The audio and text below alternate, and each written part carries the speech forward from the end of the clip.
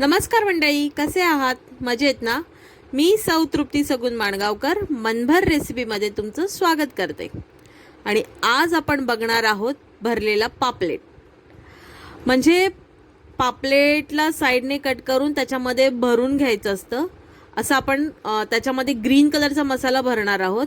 असं आपण भरलेला पापलेट बघणार आहोत. आता हे बघा, हे जे पापलेट आहे त्याला मी हळद आणि मीठ लावून ठेवलं आहे. हे धुवून घ्यायचे आहेत. जे आपण भरलं पापलेट करणार आहे त्याच्यासाठी मी आतल्यापासून सगळीकडे मीठ आणि हळद लावून घेतलं आहे. आता हे मी स्वच्छ धुवून घेते आणि मग आपण ह्याच्यामध्ये मसाला भरणार आहोत. मसाला काय भरणार आहोत ते मी तुम्हाला दाखवते. आता आपण हे एक नारळमधला अर्धा नारळ खोबरं घेतलं आहे. त्याच्यानंतर थोडासा पुदिना, हिरव्या मिरच्या 4 घ्यायचे, आलं 10-12 लसूण पाकळ्या आणि भरपूरशी कोथिंबीर.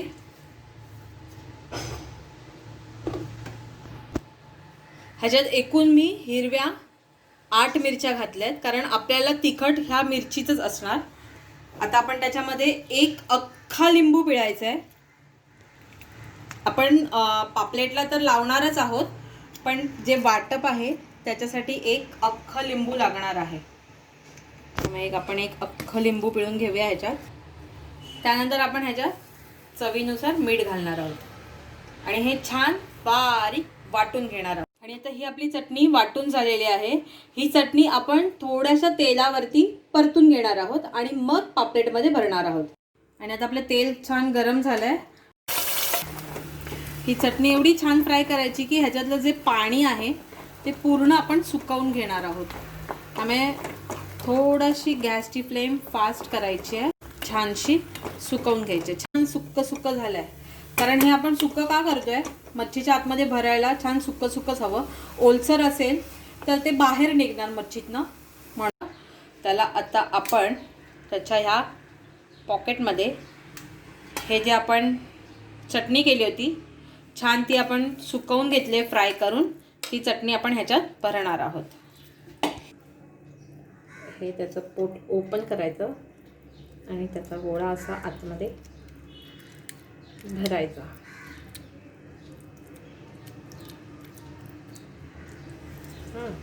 करून घ्यायचं छान एकदम पूर्णपणे. आणि हे जे कट मारलेत वरून, त्या कटमध्ये पण घुसवायचा. असा त्या कटमध्ये पण आतमध्ये घुसवून घ्यायचा छानसा.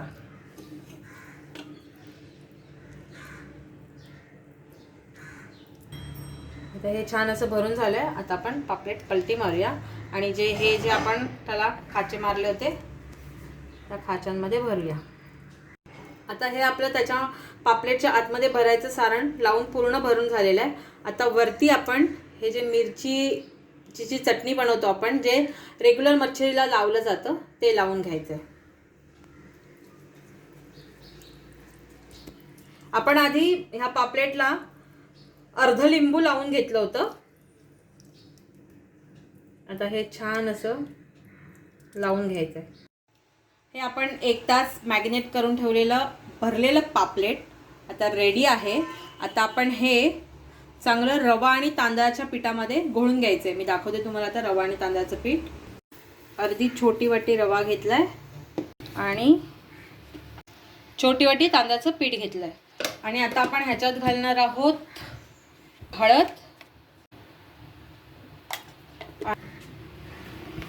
लाल मिरची पावडर घालतोय आपण, थोडंच घालतोय, म्हणजे त्या फक्त ह्या तांदूळ आणि रवाच्या पिठाच्या सारणासाठी. असं मीठ जे आपण घातलंय ते फक्त आणि फक्त हे तांदळाचं पीठ आणि रवा ह्याच्यासाठीच घातलेलं आहे. बाकीचं पीठ आपण मच्छीला लावलेलंच आहे, त्यामुळे आपण जास्त पीठ घालायचं नाहीये. आता हे आपण तयार केलंय. आता ह्याच्यामध्ये आपण हा भरलेला पापलेट घोळून घेणार आहोत. आता बघा, आपण मसाला छान फ्राय केल्यामुळे ह्याच्यातनं कुठूनही मसाला बाहेर आलेला नाहीये. त्यामुळे मस्तपैकी मसाला फ्राय केला म्हणजे मसाल्यातलं जे पाणी असतं ते पूर्ण काढलं फ्राय करून आणि जर ती मसाला तो आपण जर पापलेटमध्ये भरला तर अजिबात कुठूनही बाहेर येत नाही आणि हा आपला भरलेला पापलेट खूप छान लागतो. हे पूर्णपणे असं त्याला कोट करून घ्यायचंय. रवा तांदळाचं पीठ पूर्णपणे कोट करून घ्यायचंय.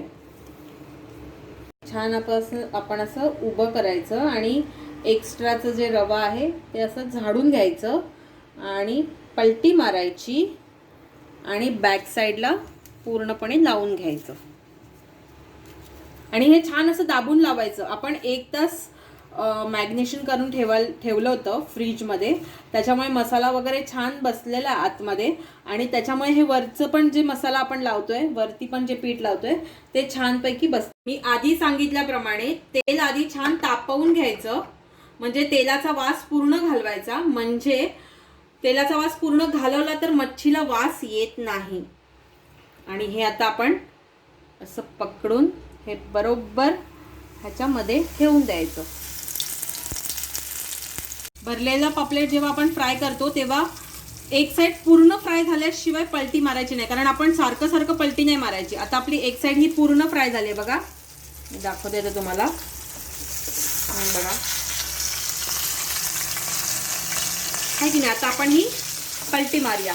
त्याच्यासाठी 2 स्पून घेऊन मारा पलटी.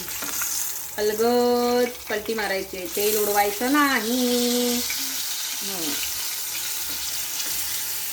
आणि हे आपण छान पलटी मारून घेतली आहे बघा.